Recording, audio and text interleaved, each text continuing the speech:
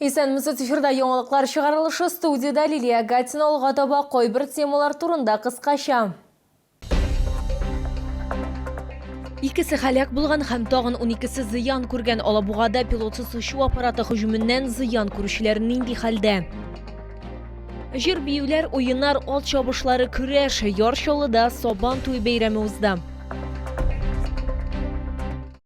Икесе халак булган һәм тагын 12-се зыян күргән Алабугада пилотсыз очу аппараты һөҗүменең нәтиҗәләре шундый. Исегезгә төшерәбез, гадәттән тыш хәл кичә иртән булды.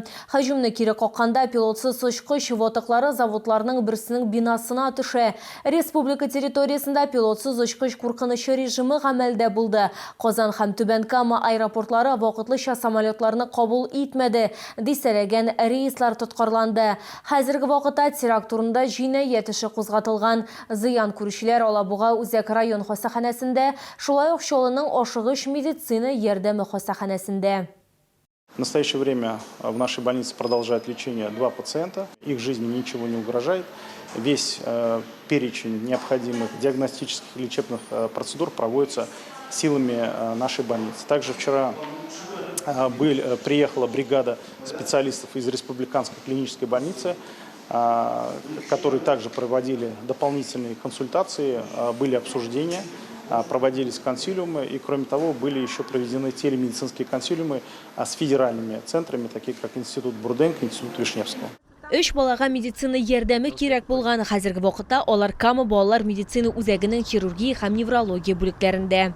3 несовершеннолетних получают лечение в Камском детском медицинском центре Набережных Челнов. Состояние врачами оценивается как стабильное, средней степени тяжести, угрозы для жизни нет. Пациентам оказывается медицинская помощь в полном объеме. Алабуга районы хакимиятендә хәбәр итүләренчә, зыян күрүчеләр һәм аларның туганнары белән психологлар эшли. Халак булганнарның туганнарына төрле яклап ярдәм күрсәтеләчәк.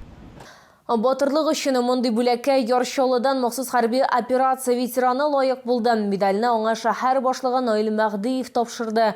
Бүләкләү чарасы тантаналар сараенда узды. Шулай ук шәһәр үсешенә өлеш керткән тагын 13 кеше бүләкләр һәм рәхмәт хатлары алды. Безнең төшерү төркемендә чарада булды.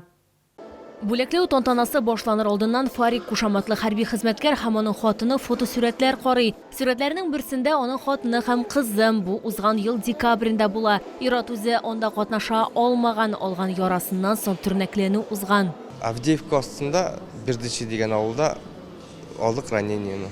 Бу 2024 елның апрелендә була. Аның пехота подразделениесе Закрепка таба хәрәкәт иткәндә дошман дроны һөҗүменә дучар була. Ират рота элемтәчесе була, аягы яралана. Нәкъ шул вакыттагы вакыйга өчен ул Чаллыда батырлык өчен медале белән бүләкләнә. Ирем белән бик нык горурланамыз, аның өчен бик шатланам, сөенәм. Безнең өчен зур герой. Хәрби хәрәкәтләр ветеранының күкрәгендә 2нче дәрәҗәдәге хәрби батырлык өчен медале. Бүләкне 2023 елның җәендә иптәшен коткарган өчен тапшырганнар. Чаллы сүзләренчә, аңа куркыныч булган, ләкин хезмәттәшенең тормышы куркыныч астында була. За доблесть второй степени бу медаль. Моны бирделәр иптәшне коткарган өчен. Обстрелдан алып чыккан өчен. Фарикка килгәндә ул инде демобилизацияләнгән, яраланганнан соң элек эшләгән эшенә кайта, ул йөк машиналарын ремонтлый.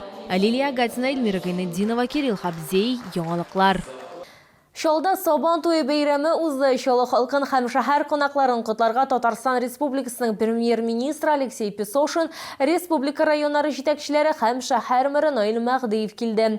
Бәйрәмнең абсолют батыры кем булды һәм милли бәйрәм кунаклары өчен нинди сюрпризлар әзерләнде? Бу хакта алдагы минутларда сөйләрбез. Сабан туйы güzelleri. Tünne boyu şek pişirdiler. Rahim itip avuz itigiz әлі, тәмле булсын. Кунаклар, безнең шәк-шәктән авыз итегез. Бәйрәм кунакларын татар традицияләре буенча каршы алалар. Халык күңел ачулары Хәсән Туфан проспекты буйлап җәелде. Башта барысында төп экспозицияләрнең берсе традицион крестьян тормышы белән таныштырдылар. Бирдә теләгән һәркем халык һөнәрләре буенча мастер-классларда катнаша алды.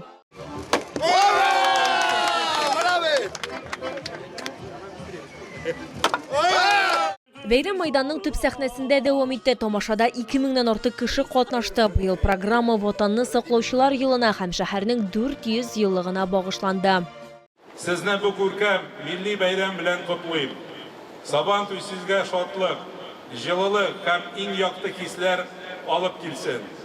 Бәйрәмнәр һәр өйгә, һәр гаиләгә шатлык, сөенечләр генә китерсен.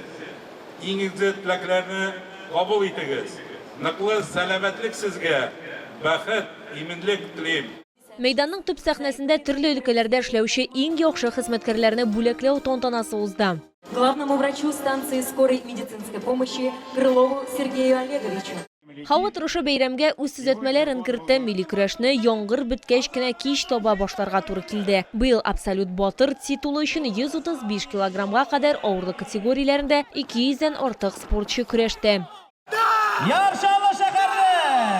Ярышларны кульминацион мизгеле ике батыр Рәнис Гыйләҗетдинов һәм Азат Габдрашитовның финал көрәше белән тәмамланды. Со счетом 6-1 победу одержал Азат Габдрашитов! Азат Габдрашитов Сабантуйның абсолют батыры булды. Аллаға шөкер, мен быел каты шөгыльләнеп, шушы Чаллы Саматнан бик каты әзерләндем. И Аллаға шөкер, мен оттым быелны. Мин шатмын бу җиңүемә. Җиңүчегә автомобиль ачкычы, шулай ук 115 килограммлы авырлыктагы тәкә тапшырылды. Мин уңай карадым, бәләкәйдән үк аның шөгыльләнүен ошаттым һәм миңа каршы килмәдем. Бер вакытта да көрәш белән шөгыльләнгәндә. Һәм җиңүләргә ирешүен көттем мин аның. Аллаға шөкер, кайда булса да җиңүләре яхшы. Беренчелекне бирмәде, алдынгы урыннарда барды. Азат инде ул безнең максатчан, кичкенәдән ул үзенең максатына ирешергә яратты, иреште. Аллаға шөкер. Аллаһы Субхану ва Тәгаләгә моның өчен бик зур рәхмәт.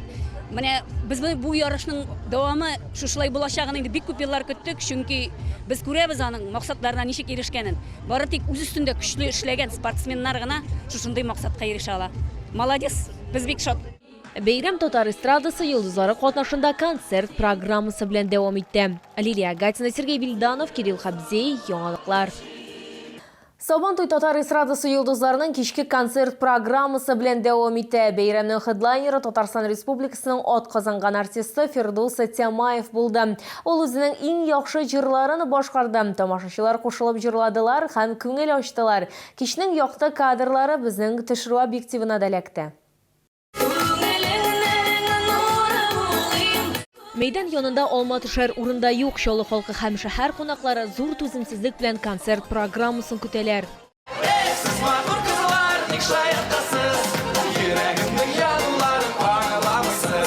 Бу очрашуны артистлар үзләре дә көткән, аларның сүзләренә караганда, Чаллы тамашачылары башкалардан энергетикасы һәм каршы алулары белән аерылып тора. Сабантуй безнең ел буе көтеп ала торган бик кадерле милли бәйрәмебез. Һәм инде әлбәттә яраткан Чаллыга мин очып киләм.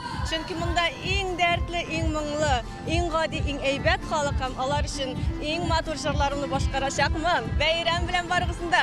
Бүген үзебезнең дәртле, матур җырларыбызны алып килдек. Шулай ук истәлекле җырлар һәм дә инде Чаллыда яшәп ятучы тамашачылар белән бергәләп матур җырларны җырлап шушы Сабантуйда очрашырбыз дигән теләктә каласым килә. Барлык тамашачыларны бүгенге матур бәйрәм белән ихлас күңеллән котлыйм. Чаллы тамашачылары ул аерым ничектә булса җылы һәм алкышларга күмеп, якты йөзләр белән һәрвакыт каршы алалар. Аларга бик зур рәхмәт. Киләчәктә дә шушындый матур бәйрәмнәрдә бергә булып күрешеп яшәргә Ходай насыйп итсен барыгызга да. Тамашачылар өчен Рөстәм Садуллин, Сирнә Зәйнетдинова, Гүзәл Әхмәтова, Айдар Рақипов, Фирүзә, Илдус Садыков һәм башкаларның хитлары яңгырады. Саламларны бәрәк булсын. Исән-сау, бәхетле матур яшәргә язсын. Яратам сезне Чаллы. Кичәнең хедлайнеры Татарстан Республикасының атказанган артисты Фирдус Тямаев булды.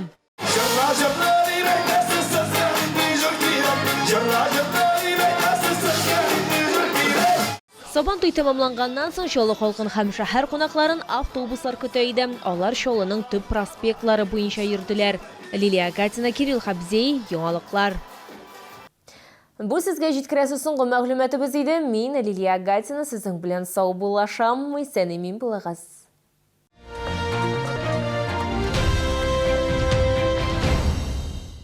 Аттестационный пункт «Надежность» – проверка качества материалов из сварки разрушающим и неразрушающим методами контроля, а также аттестация сварщиков и специалистов сварочного производства «Панакс». Телефон 70 76 20. Все лето в Покабато при бронировании дня рождения скидка 20% на билеты, а также оформление домика, поздравления от ростовой куклы и торт в подарок. Пока лето!